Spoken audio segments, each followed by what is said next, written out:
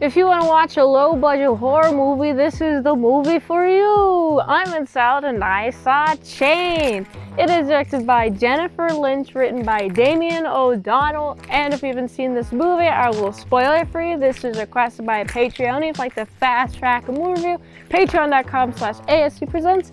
On with the review. This movie starts, we're following a mother and her little son as they go into his taxi. First of all, sketchy interaction. She's on the phone with her husband. The husband is like, hey, you should take a cab. And she's like, okay, I'll take a cab. Even though I was like, I should take the bus. You know, a cab would make sense. Also, I have many questions. What about a car? Why do you not have a car? Question mark. Obvious economic reasons, it seems, but it makes me wonder, this man, it's just weird, okay? This guy does not give me good vibes whatsoever. Also, she's like, okay, I am totally down. 100%. You don't give me money? It's alright. I'm still down with you, guy. I'm gonna listen to everything you say. That's what the mother is like. And the little boy is just doing whatever. And so they go into the cab. There's this guy, the taxi driver. Normal, weird vibes. He's like speaking with a cool accent. It kind of reminds me of Arnold Schwarzenegger's accents. It's cool. Hey, what's up? Whoa. That's such a bad accent impression. I'm sorry for that. Anyway, so he's driving them. They mix the exit.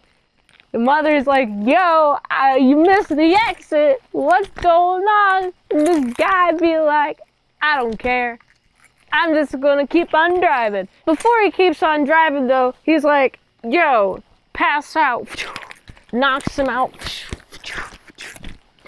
They wake up in this garage and it's weird and spooky. She's like, what's going on? This kid's like, what's going on? And then this guy comes out and he's like, yo, what up? And he's here to grab her and just take her forcefully. And then a bunch of screaming. And this kid is scared. And the way that this movie is framed and it's cut, like the photo is framed, the framing is framed where it's just focusing on the kid's reaction in the garage while she's screaming, and it's just focusing on him being alone.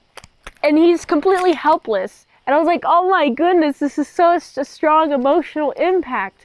Is he going to get killed? What's going to happen? And he just is there for so many hours. He sleeps in there, he pisses his pants, and the killer comes out because he's just so much blood. Just blood all over his shirt. Okay, you're now mine. I'm going to teach you the ways.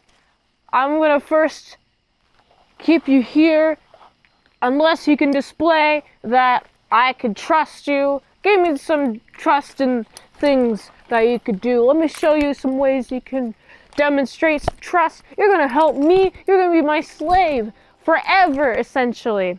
8 weeks go by. He's getting newspaper clippings. He's tasked to clip out not only his mother and his own missing case in the newspaper and all of that progression in the newspaper, but other people that he's doing it to. He's bringing in so many women, just and he's just supposed to get the door in less than 10 seconds or else he's gonna get a whooping. We see what a whooping looks like and it's no good. I'm like, this guy sucks so much. Of course he's doing some murders. But what's fascinating, here's a hard cut from him as a youngin' to him looking to be 19. So it's been about 10 years. And it's presumed that he's just been sitting there with a chain on his leg because 8 weeks. I mentioned the 8 weeks because I forgot to mention this.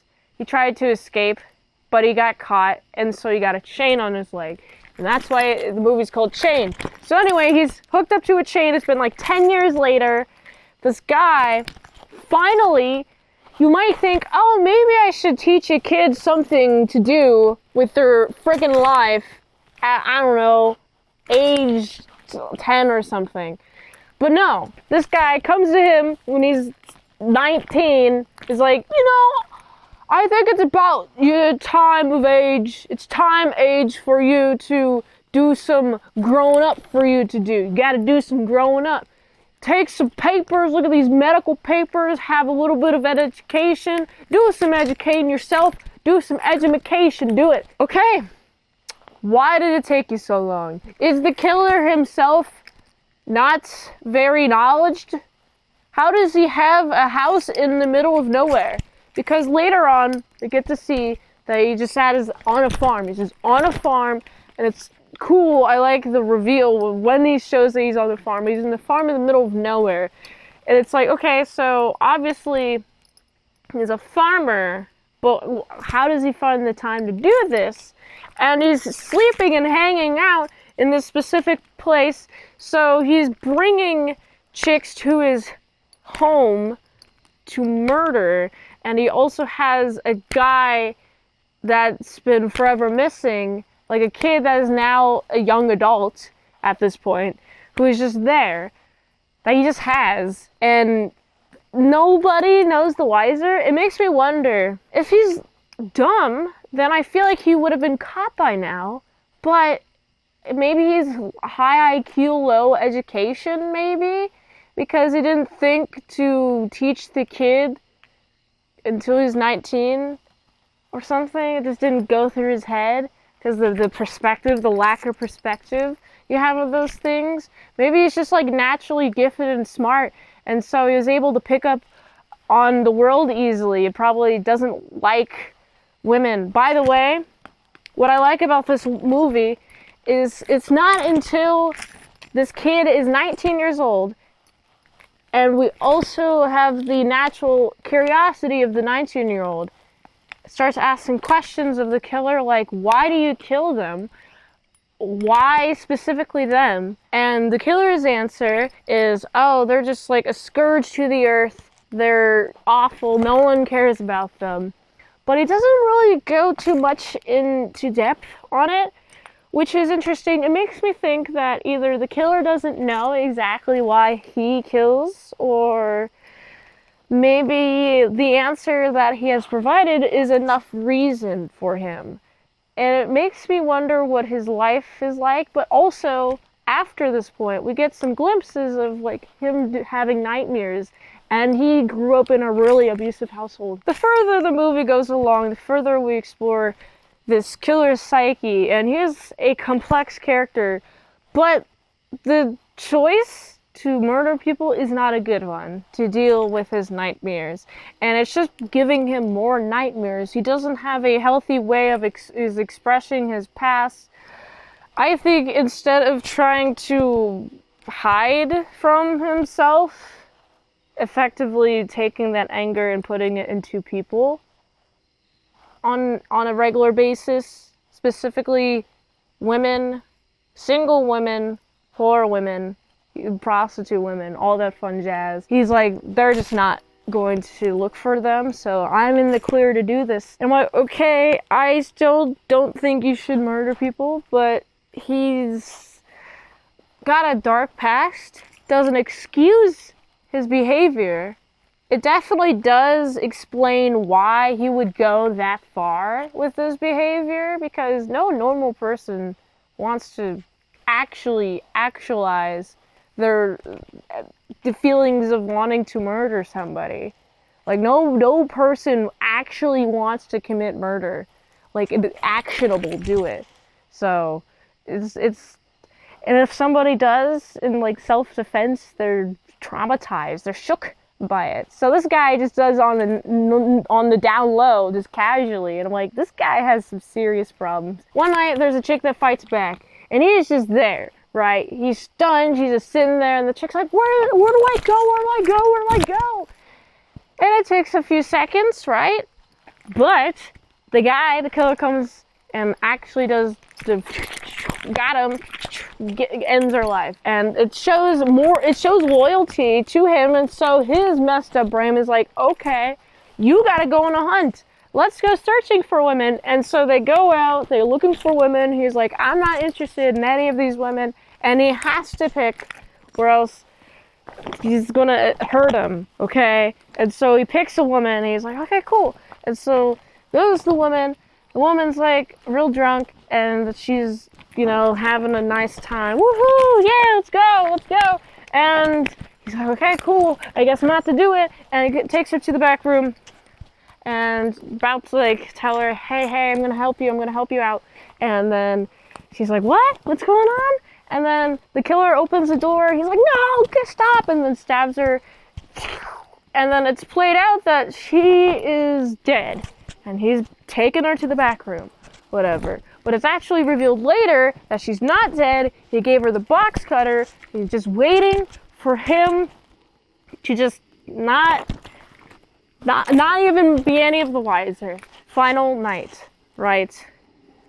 This guy is like, what's going on? You betrayed me. Come on, man. You've been lying to me about something. I don't know what it is, but you've been lying to me. Right? Because, like, he suspects that the chick is not actually dead. And then guess what? He's going to get the chick. And, he's going into the dark. And the chick's like, oh, no, he's coming. And then she slashes his Achilles heel. He goes down, and it's a big old struggle, and they fight. But the killer ends up dying. And then the kid, his name is Rabbit the entire time, by the way. I didn't mention that, but his name is Rabbit. The kid and this chick, they're just hanging out. They're like, what do we do now? I guess we're free. And it's cool. And I like this movie a lot. It feels great to watch because it's a movie about survival and waiting for as long as you need to until you have the right opportunity, and then you seize the moment, no matter how long it takes. This guy did not give up at all. Nothing whatsoever. Once he saw the opportunity, he was like, I'm going to hide this. I'm going to keep this low key and make sure that this guy does not detect that I'm going to go against him. And so this movie is great. It's low budget. The acting's a little weird, and you got some audio. You can tell the audio tracks are different sometimes. But overall, it's a pretty good movie. I really like the writing. I would give, because of it being low budget, and it's pretty inventive, plus good writing. It's pretty dang good. I'd check this out if you haven't already. I'd give it a solid 7 out of 10. If you like this review, watch another one on the platform we like. So if you want to fast track a movie review, $20 dinos at patreon.com/ASEPresents. Help support your daily grind and miss it. This link tree, look, it's here on the screen. Go to it, support your daily grind. Go here. And until next time, mint salad sauce. See you later, by sour croutons and bacon bits.